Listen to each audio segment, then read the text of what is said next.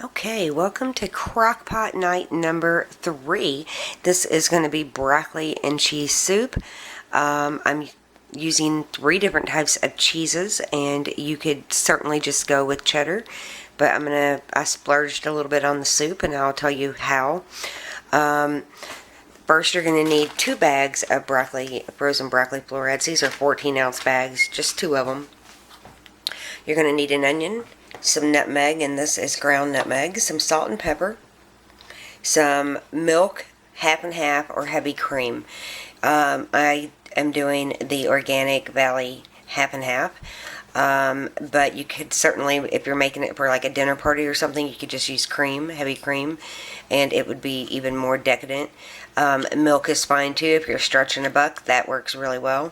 You're going to need 2 cups of milk, or half and half, or cream.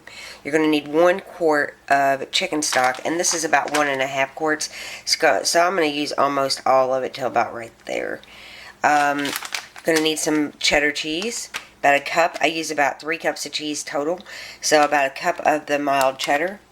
Then I splurged on the cheeses. Now, you don't have to do this. You certainly can use like 3 cups of cheddar, and that would be perfect too.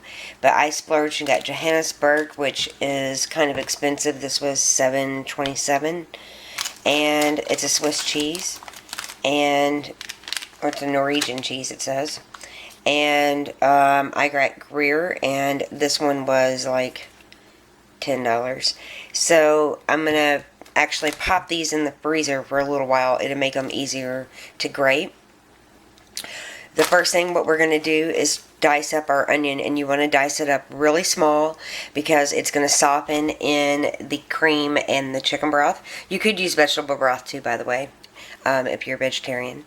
And you're going to chop up your onion really small, and that's what I'm going to do.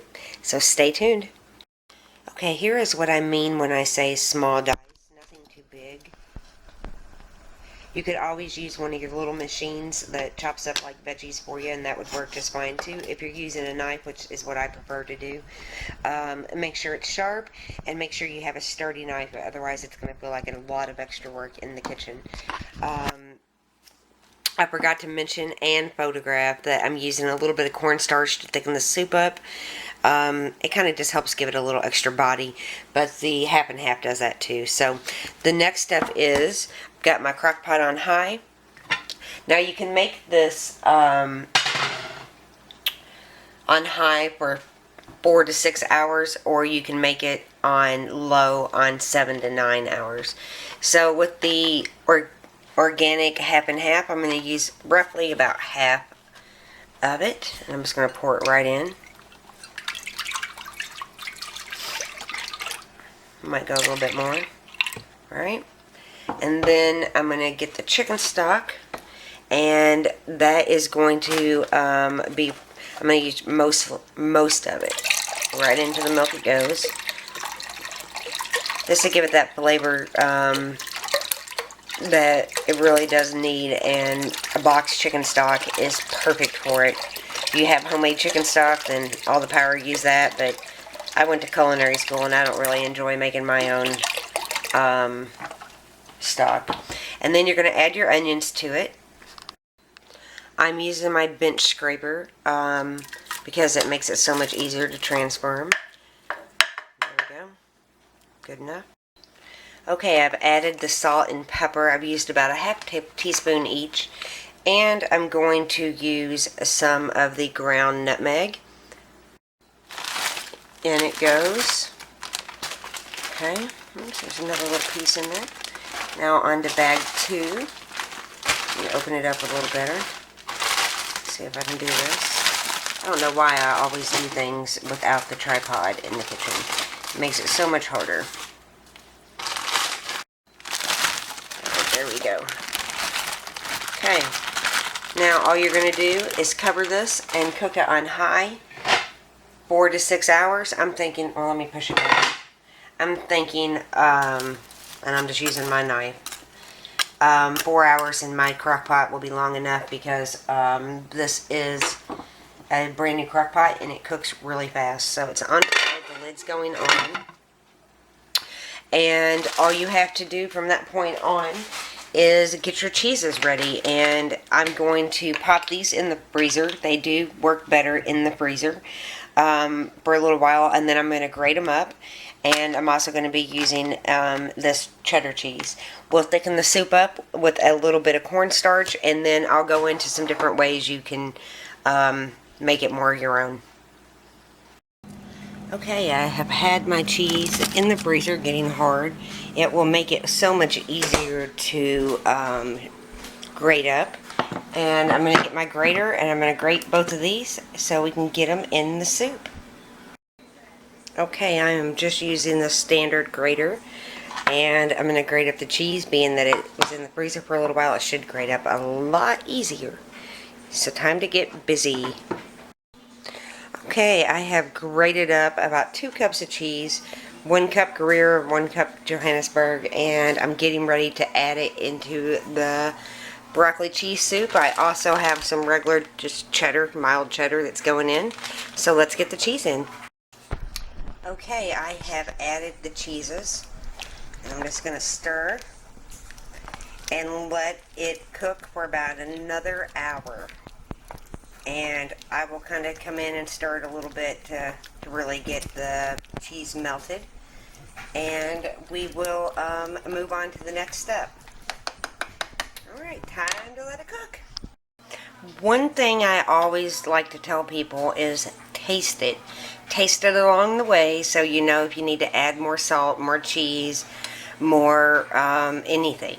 So just be sure to give it a good taste and put the lid on it and let it cook for about another hour. It's been about 3.5 hours since I have put the banana foster in. I just thought we'd take a look together. Okay. Oh my goodness, you guys, this smells so good. Sorry if I'm trying to be tall enough. I'm standing on my tippy toes. This is just bananas, brown sugar, brandy, and butter. In it goes. Just putting a lid on it. I turned it down to low. And we will just let it be until we are done with dinner. And you'll see another video for the broccoli cheese soup. But that is cooking away also. So we have 2 crock pots going tonight. Pretty exciting. Okay, I have let this cook for a while with the cheeses. I took some out, probably about a half a cup. Put it in a bowl in case we need to thicken it up. We can do that with the cornstarch. Now what I like to do is to use one of these emulsifiers. Looks like that. You stick it down in the soup. And turn it on. It's going to be loud.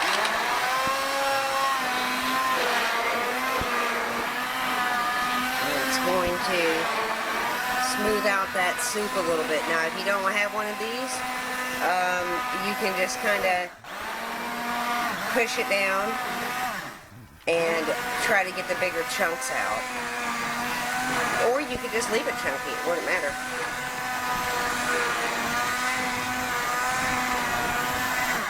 Okay. Now I do think I'm going to add some of the cornstarch, so you're just going to take the cornstarch and add it probably about a couple tablespoons into the hot mixture. Okay, I added some cornstarch to it. This is going to help just give it a little extra body. You could use butter and flour and make a roux. This works just fine. Okay, and into the soup it goes. Okay, I like, after I put the cornstarch mixture in, I like to take a whisk and really whisk that through the soup. Let me go up. It's looking delicious. Still got some chunks in it. And it just really needs to be mixed up really good. Okay, here it is. So there is the soup. I'm serving it with an onion roll. And that, my friends, is dinner. It's really, really good soup. So definitely give the recipe a try. It's really good. Bye.